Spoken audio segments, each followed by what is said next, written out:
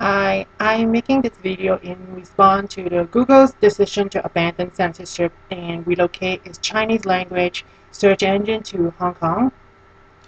In a way, many Chinese people, I feel like, are the dilemma in the sense that we are all living abroad.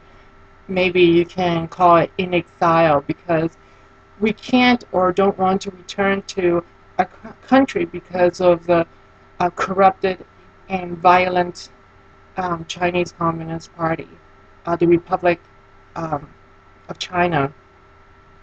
Every time pro-freedom, pro-democratic people criticize the Chinese government, for example, on internet censorship, some Chinese people respond that this is a US-based attack used to undermine the power of China.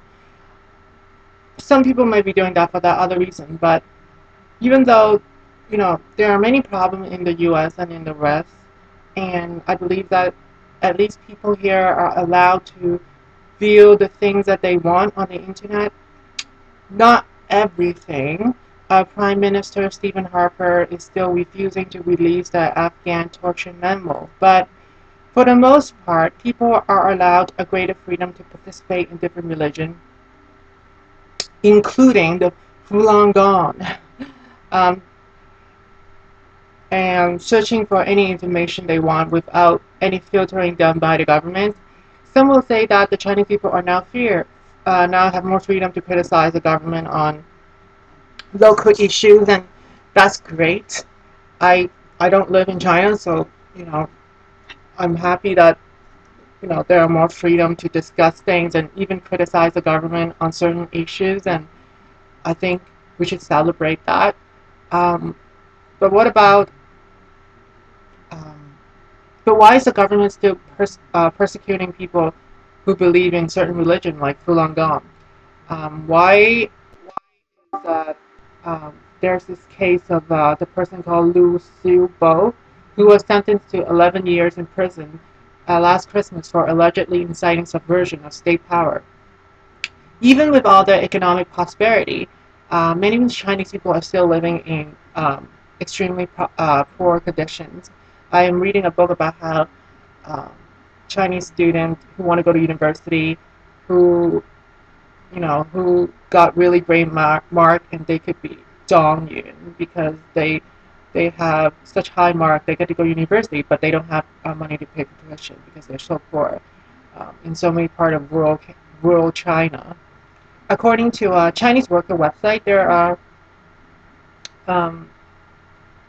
200,000 to 300,000 people still are sentenced to re-education labor camp, and according to Amnesty International, which often criticize the West, including countries like US and Israel, they say that 1,718 people were sentenced to death in China on a yearly basis, and I understand that there are over 1.3 billion people living in China, and it often seems like because there's so many Chinese people, the Chinese government or the Chinese mentality is that, well, the life of one Chinese person is not worth as much because there's so many to spare. And India has about the same population as China, but both countries have a large number of people. And why is it that one country can afford democracy and the other cannot? According to Amnesty International, China has the largest recorded number of imprisoned journalists and cyber descendants in the world. They are targeted because they want to communicate with online group or signing online petition. The more Chinese government try to suppress the truth from Chinese people, the weaker the government it is. I think it suggests that they have a lot to hide, and even they themselves do not really believe in their own legitimacy and their censorship rules. And even though there might be good reason Google should stay in China, and that people are getting people from China can use various ways to view the internet website or using anti-firewall software to assess the site that the government don't allow them to see, I still support the latest move by the Google to at least stand up against the Chinese Great Firewall. And that's all I want to say.